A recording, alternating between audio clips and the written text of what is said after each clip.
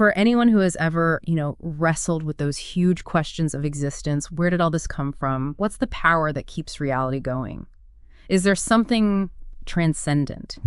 Then this deep dive is for you. We're going to set aside all the abstract philosophical debates for today and jump straight into the core sources of the Islamic faith to really understand the nature, the existence, and the absolute uniqueness of the Creator, who is known in Arabic as Allah. And that's exactly the mission. Yeah. We're going to explore this concept of Tawhid. Right. It's the principle of absolute oneness, of singularity. But it's not just a simple statement of monotheism. It's this incredibly comprehensive theological foundation for the entire faith. It's a doctrine so rigorous that it defines the Creator by what he is, what he is not, and crucially, what can't be compared to him. It sounds like a structure that's built to satisfy both, the heart and the mind. Precisely. It's for human intuition and the demands of really rigorous logic. So we have to start with the name itself, Allah. When we're talking in English, we often just default to the word God, but using the proper Arabic name, Allah, it just seems to carry so much more theological weight, doesn't it? It does, and that linguistic clarity is, well, it's foundational to the whole idea of Tawhid. Okay. Scholarly understanding is that the term Allah isn't just the general Arabic word for a god. A title you could apply to any deity. It's not a job description. No, not at all. It is the unique, proper name for the one Creator. Islamic wisdom explains that it's thought to come from a contraction of Alillah, which literally translates to the God. That definite article, al, makes it singular and unique right away. It signifies the only entity that's actually worthy of worship. So it's not describing a type of being, it's the actual name of the ultimate singular reality. Exactly. And even in the Arabic-speaking world, this is the name recognized by various monotheistic traditions for the ultimate Creator. Specific name prevents all the ambiguity that comes with using a common noun. When you say Allah, you are specifically referring to the one being who is the uncreated cause, the supreme sustainer, the one who has no partners, no equals, and no family. And that leads us right to the bedrock of the faith then, Tawhid. Affirming oneness, it seems simple on the surface, but it's actually, like you said, incredibly comprehensive because it involves actively rejecting other ideas. Yes. So what are the big errors this doctrine immediately rejects? Tawhid is about affirming Allah's absolute oneness across, really, three domains: his lordship, his worship, and his names and attributes. And in doing that, it systematically rejects three main theological errors that, well, human history has often fallen into. Okay, let's define those three errors clearly for anyone listening. The first and probably the most famous one is shirk. This is polytheism, or more broadly, it's associating partners with Allah in any way. It's the error of fragmentation. Believing that the ultimate power is divided up among different gods, or that a part of the divine essence could be, shared with creation, like elevating a created being to divine status. So it's rejecting any kind of dualism or pantheism that might blur that line between the Creator and the creation. Precisely. The second error it rejects is Tawhid. Now, this is a much more subtle error. It's the denial or the negation of Allah's divine attributes. How does that work? Well, this philosophical error argues that to preserve the Creator's uniqueness, we have to deny that he has the characteristics mentioned in the revelation, like being all-seeing, all-hearing, or having power and will. The people who argued for Tawhid were afraid that affirming these attributes makes the Creator seem too much like creation. But the consequence of that is you end up with a God who is, passive? Inert. An inert and ultimately unknowable God. You're left with an empty concept that can't be the living, active God described in the scripture. Okay, that makes sense. And this brings us to the third idea, tanzi. Now, tanzi is the essential affirmation of Allah's absolute transcendence, that he is incomparable beyond time, space, and our comprehension. Which sounds necessary. It is necessary. But the error comes when you practice tanzi to such an extreme that it leads you right back to tatil, to denial. So how do you walk that fine line between affirming that he's transcendent, tanzi, without accidentally falling into just denying his attributes, tatil? The balance is found in a statement we'll talk about more later, Laysa kamithlihi shay. It means there is nothing comparable to him. Okay. We affirm the attributes exactly as they're revealed, his power, his mercy, his knowledge. But we state definitively that the how of these attributes is totally unlike creation. For example, we affirm he sees and hears, but his seeing and hearing don't need the physical organs that ours do.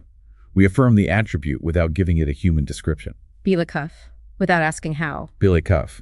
That balance is what protects against both polytheism and a kind of abstract nothingness. This careful balance, it shows that Tawhid is so much more than just saying there's one God. It's an entire system of precise theological definition. It is. And when we look for the clearest, most concise definition of the Creator, we turn to Surah Al-Ikhlas, chapter 112 of the Quran. It's often called the touchstone of Islamic theology. Absolutely. Islamic wisdom explains that Surah Al-Ikhlas gives us 4 non-negotiable criteria for judging any concept of the divine. It's a self-contained definition, a litmus test for theological purity. Okay, let's break down those 4 points the Quran teaches. The first line says, say, He is Allah, one and only. Now, the Arabic word here is al-ahad. It means singularity, indivisibility, essential oneness. It's not just the number one. So not one in a sequence, but a singular entity that stands completely alone. Precisely. Then the second line, Allah, the absolute and eternal. The Arabic term here is al-amad. It's a name that's so rich in meaning. What does it imply? 2 things, really. First, that he is completely self-sufficient. He needs absolutely nothing from creation. He is complete in himself. Second, it means he is the one that all of creation turns to and depends upon for everything. Sustenance, forgiveness, existence itself, it all points back to al-amad. And that instantly sets him apart from, say, mythological gods who might need rest or food or help. It does. That concept of self-sufficiency is critical. It establishes his total independence from the universe. And a third line. The third line is maybe the most explicit statement against theological confusion in history. It directly addresses claims of lineage or family. He begets not, nor is he begotten. Clean and simple. It's an unambiguous rejection of any concept that gives the Creator a genealogy. No parents, no children, no partners. He's the ultimate uncreated first cause, completely beyond the biological, linear limits of the created world. It just removes the Creator from any cycle of dependence. And finally, the fourth point. This is the ultimate safeguard against anthropomorphism, against making God in our image. The Quran teaches, and there is nothing like him. This is that essential implication of Laisa Kamathilihi Shay. If you can compare the Creator to anything you can imagine, a light, a force, a person, then that thing is not Allah. He is utterly free from any resemblance to creation. His essence, his actions, his attributes. So those 4 lines in Surah Al-Ikhlas, they became the criteria. If any concept of a deity fails even one of these tests, it cannot be the true Creator. That clarity on who the Creator is, it naturally pushes us to the next question, which is, how do we know he exists? I find the Islamic approach to this so fascinating because it doesn't just rely on cold, hard logic. It starts with the internal human reality. Yes. It appeals to the heart and the mind equally. That harmony is what gives belief its strength. The knowledge of the Creator isn't meant to be some foreign idea imposed on us. It's meant to be a recognition of an internal truth that is then reinforced externally. And the first path is that intuitive path, rooted in what's called firat Allah. The natural disposition. Can you elaborate on that? What does firat Allah mean in practical terms? Is it just intuition? It's more profound than just intuition.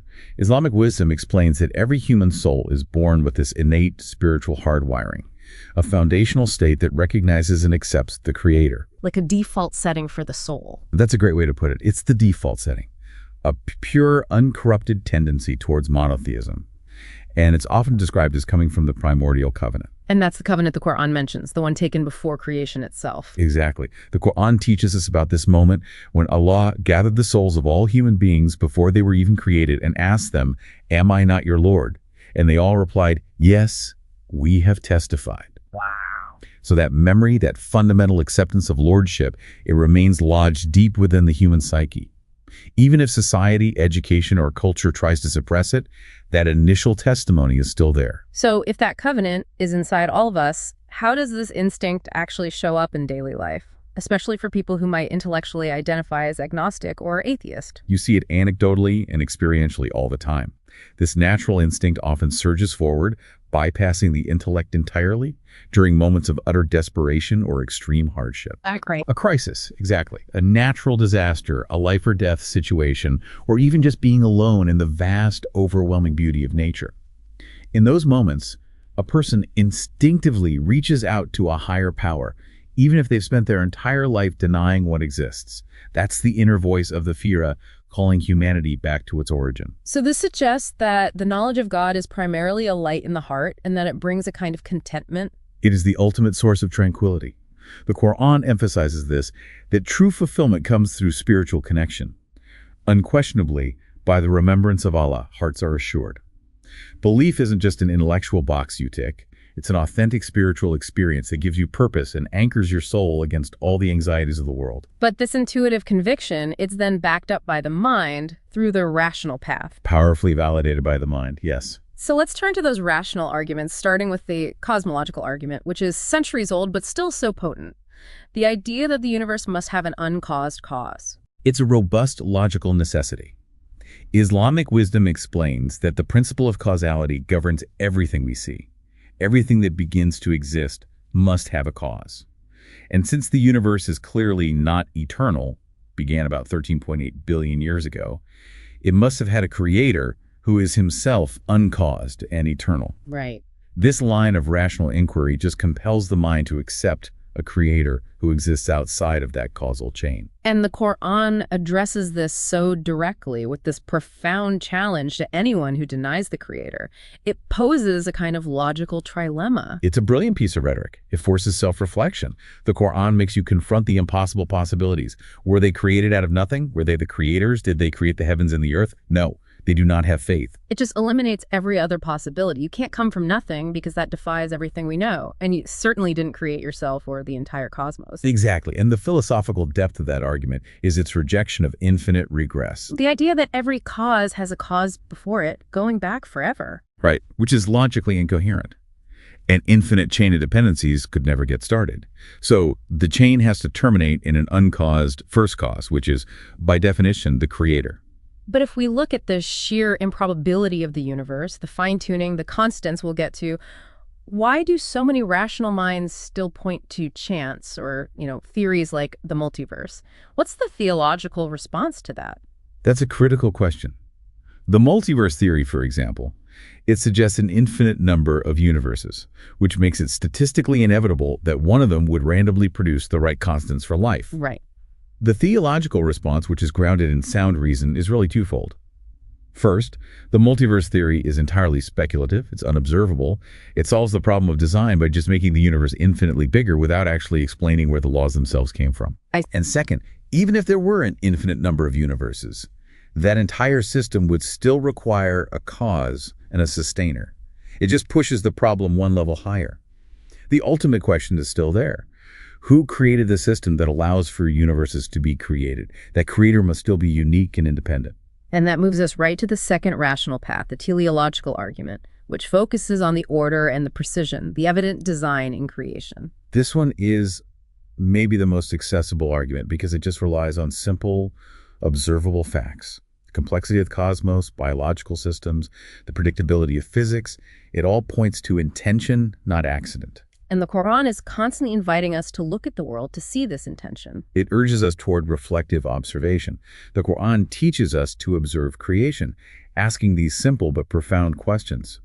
Do they not look at the camels, how they are created, and at the sky, how it is raised? This isn't just about admiring beauty, it's about seeing a complexity that requires foresight. And Islamic wisdom offers a very simple but profound biological example to illustrate this, the miracle of the leaf.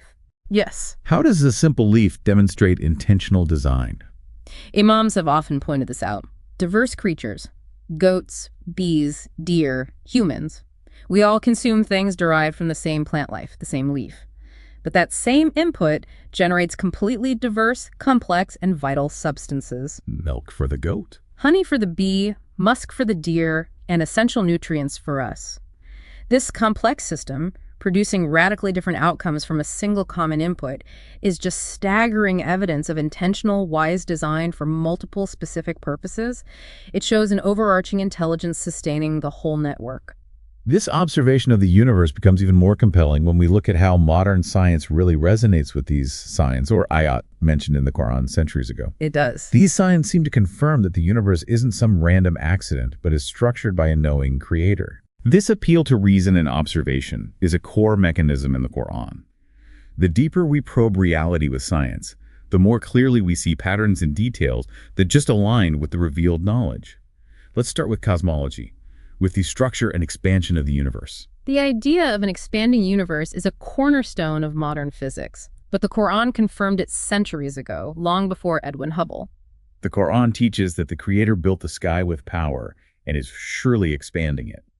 The language used there implies a dynamic, not a static fabric of the cosmos. And what's more, modern science supports the idea that the universe began from a hot, dense singularity. The Big Bang. Right. The Quran refers to a foundational moment when the heavens and earth were joined together and we split them asunder. This is a precise textual correlation with the conceptual framework of the Big Bang theory. But the truly mind-bending point is the precision required for that universe to even exist long enough for us to be here talking about it, the fine-tuning argument. The scientific insight here is overwhelming. The universe's existence depends on about 57 distinct physical constants parameters, like the force of gravity, the ratio of the mass of an electron to a proton, the strength of the electromagnetic force. If any one of these were altered by an infinitesimally small degree, the universe would be sterile. Can you give an example of that precision? Absolutely. Think about the initial conditions of the Big Bang. Scientific modeling shows that if the expansion rate had been different in strength by as little as 1 part in 10 to the power of 60, that's a 1 followed by 60 zeros, the universe would have either collapsed back on itself instantly or expanded too fast for gravity to form stars and galaxies and life. Wow. The mathematical probability of that precise balance happening by chance, it just defies rational acceptance. It compels the mind to accept an intelligent, sustaining force. That moves the argument so far beyond just random chance. Let's shift from the macro level of the cosmos down to our own planet, starting with geology. We tend to see mountains as just these static rock structures, but the Quran gives them a very specific functional description. It does. The Quran teaches that mountains are described as autad, which means stakes or tent pegs. Pegs, placed on the earth to prevent it from shaking. Now, for centuries, that seemed like just a description of their height, but modern science confirms their functional role. How does modern geology explain that? How does a mountain act like a peg to stabilize the crust? Science confirms that mountains are not just on the surface. Because of plate tectonics and the principle of isostasy, mountains have deep, cone-shaped roots that plunge far down into the Earth's mantle. Like an iceberg. It's exactly like an iceberg. These deep roots anchor the lighter continental crust into the denser material below, and that stabilizes the crust, regulates heat, and prevents the massive, violent shaking that would otherwise make the surface uninhabitable. This precise description of them as pegs just wasn't common knowledge until the 19th or 20th centuries. The same level of detail seems to be there for hydrology, for the water cycle, which was so poorly understood for most of history. Indeed. There were all these incorrect theories, about underground water coming from giant sea sponges or something. But the Quran teaches with a remarkable detail about the rain falling into ground cracks to replenish reservoirs. It even mentions the role of fertilizing winds in cloud formation. Fertilizing winds is a very descriptive term. What is that referring to scientifically? It refers to the winds that carry microscopic dust, pollen, and aerosols that act as condensation nuclei. These tiny particles are essential for water vapor to coalesce into droplets that are big enough to fall as rain. Without these fertilizing particles, clouds would form, but they'd rarely precipitate efficiently. It's a detailed aspect of cloud physics that was discovered long, long after the revelation. And the oceans, which cover most of our planet, also show this kind of intentional design, especially where these huge bodies of water meet. This is a striking phenomenon. You have two large flowing bodies of water, like a river meeting the sea, and they meet, but they retain their distinct characteristics. They don't just immediately mix. The Quran describes an unseen barrier, a barzakh, separating them. A barrier. And oceanography confirms this. There's a distinct transition zone, often defined by what's called a halocline, a sharp salinity gradient, or a pycnocline, a sharp density gradient. So while the waters seem to touch, their different properties maintain this affected barrier, preventing immediate mixing, which is vital for the distinct ecosystems on either side. Finally, let's look at biology and embryology. Fields that really need advanced technology to understand. The Quran has these profound insights into human creation. It speaks with astonishing detail. For gender determination, it establishes that everything is created in pairs, azwaj, even plants. And in human reproduction, it overturns ancient beliefs by clearly identifying the male contribution. Genetics confirms that it is the minute quantity of liquid gushing forth from a male that determines the sex of the child, a fact that was impossible to verify without 20th century genetic microscopy. And the stages of the embryo are described in a sequence that wasn't visually verifiable until modern medical imaging. Absolutely. The Quran teaches that the embryo develops from a minute quantity of fluid into a clinging, leech-like substance. That's the alaka stage. Then that's followed by the mudga stage, which is described as a chewed lump of flesh. Then the process dictates the formation of bones and then clothing the bones with flesh. And that's the correct sequence. It is. Modern embryology confirms that the mesoderm forms the cartilage and bone rudiments before the surrounding musculature. The flesh develops and clothes that skeleton. And what about the environment inside the womb itself? The environment is described with protective detail. The Quran mentions creation happening within 3 ways of darkness. 3 ways of darkness. And modern anatomy identifies these 3 dark protective layers: the uterine wall, the anterior abdominal wall, and the amniotic membrane around the fetus. These layers shield the developing life from shock, temperature changes, light, a whole system of protection detailed long before obstetrics could study the living womb. What's remarkable is that these aren't just vague philosophical statements. They're specific, testable facts from astronomical expansion to embryological sequences, all revealed centuries before we had the tools to verify them. The logical conclusion, when you're faced with this volume of precise, consistent information, it just heavily reinforces the idea of an all-knowing, all-powerful creator. The evidence compels the mind to accept existence. But now we're entering the domain of pure theology. We have to address the fundamental questions about the nature and the position of this unique being. Right. How do we even conceptualize something that is utterly transcendent? That's the primary struggle for the human mind, isn't it? Grasping a reality that is fundamentally unlike anything we experience in time and space. That difficulty is inherent to the definition of the Creator. He exists in the unseen, al-Hayb. The Quran teaches that he is beyond our direct perception, and Islamic wisdom explains why this is necessary. If we could perceive the Creator with our physical senses, sight, touch, hearing, he would have to be bound by the physical laws of this world. Meaning he'd be limited by space and time and form and therefore created. Precisely. His attributes, Al-Azim, the Magnificent, and Al-Eli, the Most High, they dictate that he must be unbound by the parameters that define creation. Our senses are just instruments designed for this created world. They are incapable of perceiving the uncreated transcendent reality. So the acceptance of the unseen is really the first test of belief. Since he is transcendent and unbound by space, this immediately brings up that classic theological question. Is the Creator everywhere, or is he above the heavens? How does Islamic theology reconcile his absolute transcendence with his undeniable presence and control over everything? This is where we have to distinguish between the Creator's essence and his knowledge and control. Okay. The Quran teaches that Allah is the ever-living, the sustainer, al-Hayy, al-Qayyum. His power and dominion are everywhere. We read in the throne verse that his kursi, often translated as footstool or dominion, it extends over the heavens and the earth, and sustaining them both doesn't weary him. The sheer scale of that dominion is just so hard to grasp. Hadith wisdom helps illustrate this immense scale. The Prophet described it by saying that the 7 heavens and the earth, when you compare them to the kursi, are like a tiny ring thrown into a vast desert. Wow. And then the kursi itself, compared to the al-Arsh, the throne, is like that same ring in the desert. This imagery just conveys an immense, incomprehensible scale of domain that dwarfs the entire observable universe. So on one hand, we have this transcendent, incomparable essence above the cosmos. But on the other, we have this ubiquitous moment-to-moment control over every single atom.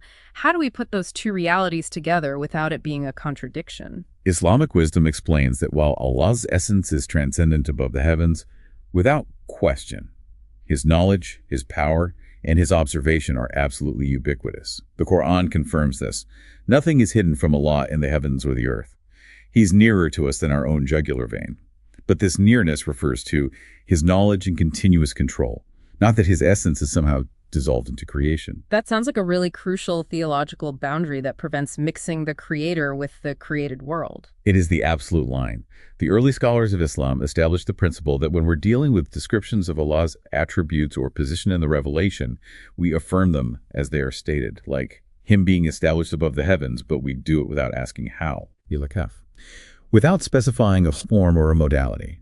We know he is above, but we don't ask about the nature of that, because asking how implies subjecting the uncreated reality to created limitations. He is transcendent, yet his knowledge and power permeates every single thing, ensuring order and sustenance. That seems like the highest form of rational submission, acknowledging the limits of human comprehension when you're facing the divine, while still affirming everything that's been revealed. Precisely. It protects the integrity of Tawhid, by preventing anthropomorphism, where we imagine the creator having human characteristics, and at the same time preventing tatil, where we deny the adjuncts in the name of transcendence. We've moved from rational proof of existence to the intellectual proof of transcendence. Now we can shift to the spiritual application. And the best path to that intimate knowledge and love of the creator is through his beautiful names, Asma'ul Husna. This moves us beyond just intellectual acknowledgement to practical worship and spiritual closeness. The names are the spiritual roadmap. If reason proves that he exists, the names reveal who he is. They allow us to connect with him emotionally, spiritually, morally. By reflecting on the names, a believer understands how the Creator manages the universe, and therefore how they should manage their own life. Let's focus first on the names of majesty and unwavering support, the ones that confirm his independence and eternal nature. We can revisit Al-Ahad, the One. It emphasizes that all the multiplicity we see in the universe traces back to one singular origin. Behind every single movement, every moment of change, every miracle, there is only him acting as the singular, undivided source of power. And central to this idea of divine management, especially for someone who feels anxiety about the future, is Al-Hayy Al-Qayyum. This pair of names, the ever-living and the sustainer, is the axis of the throne verse. Al-Hayy means he is the absolute source of all life, eternal and self-sufficient. He never slumbers or sleeps, as the verse explicitly says. But the real depth is in Al-Qayyum, the sustainer. What does that constant sustenance really imply about our own existence? It means everything in existence, down to the smallest subatomic particle, is utterly dependent on him for its ongoing movement, its function, its very survival in every single moment. The existence of the universe isn't some action that the Creator completed and then just left to run on its own. It's a continuous moment-to-moment process of creation and sustaining. So, if he were to stop sustaining, even for a microsecond, everything would instantly cease to exist. that just reframes the entire concept of reality. It's not sustained by inertial laws, but by an active, continuous will. It elevates the mundane to the miraculous. And we also have Al-Awwal, the first, and Al-Akhir, the last. Al-Awwal means there was nothing before him. He's the uncreated first cause. Al-Akhir confirms that there will be nothing after him. He is eternal, beyond the limits of linear time and space. These names solidify his transcendence and permanent reality against the temporary, fragile reality of our created world. Now, for the names that speak most directly to the human condition, to our need for refuge, the names of mercy and forgiveness, these are the ones that truly define the relationship. We begin with Al-Rahman and Al-Rahim, the most gracious and the most merciful. The Quran teaches that mercy is his primary attribute. It's mentioned over 500 times, and Islamic wisdom carefully distinguishes between the two aspects of his mercy. What is that subtle but crucial difference between Al-Rahman and Al-Rahim? Al-Rahman refers to his pervasive universal mercy. This mercy covers all creation, the believer and the disbeliever, the good and the wicked. It's the mercy that gives us existence, that provides water, air, sunshine, health, provision in this life. It's a grace that comes before any human action or worthiness. It sounds like the basic infrastructure of existence is itself an act of Al-Rahman. Exactly. The air we breathe, the functioning of gravity, the rain that nourishes the earth, these are all expressions of Al-Rahman. Al-Rahim, on the other hand, refers to his special, specific, sustained mercy that is reserved uniquely for the believers in the hereafter. Okay. This special mercy is what grants salvation, elevation in status, eternal paradise. It's the mercy that follows good deeds and faith. One is universal and immediate, the other is specific and eternal. That puts the vastness of his mercy into a staggering perspective. You hear the hadith wisdom that Allah reserved 99 parts of his mercy for the hereafter and distributed only one part among all creation in this world. That proportion illustrates its limitless, future-oriented nature. And this mercy includes profound forgiveness, embodied by names like Al-Sattar, the coverer of faults. This name reveals a breathtaking aspect of divine compassion.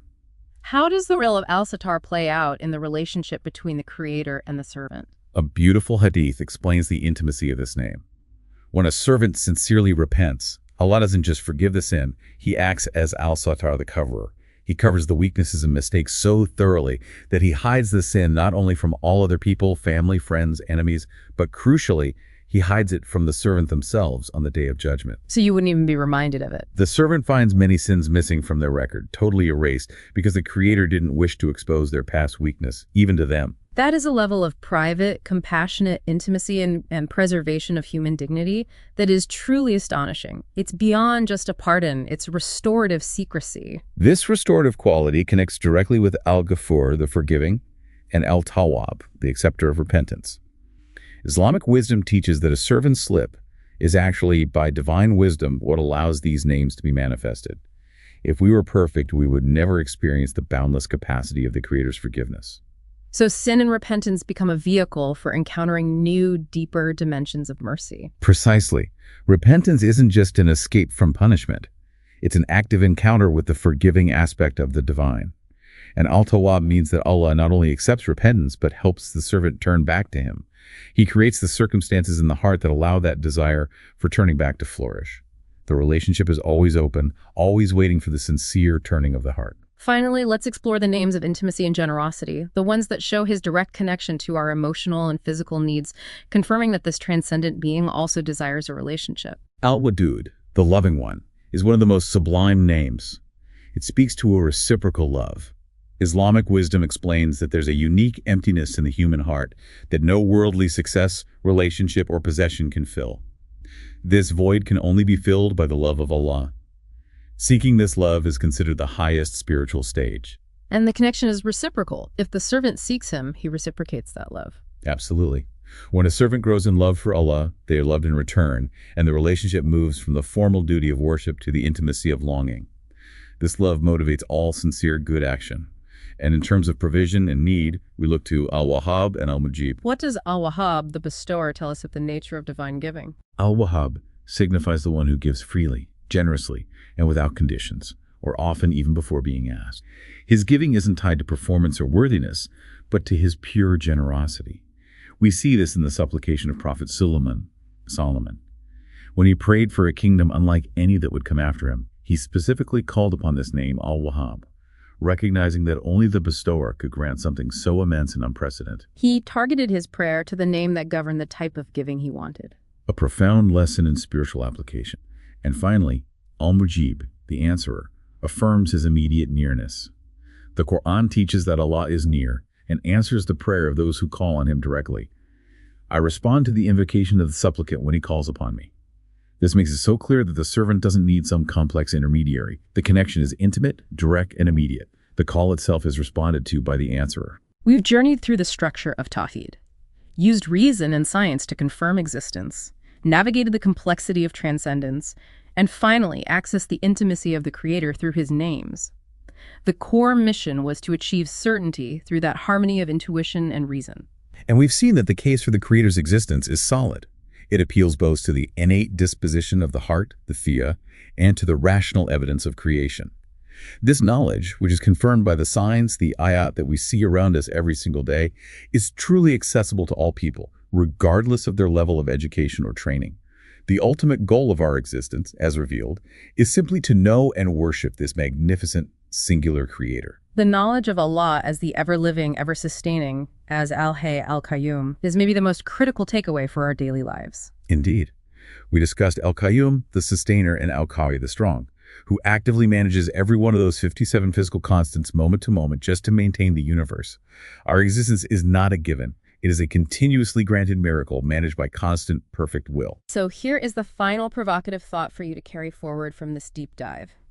Given that the Creator is Al-Qayyum, actively and perfectly sustaining your very being, your mind, your heart, the ground beneath your...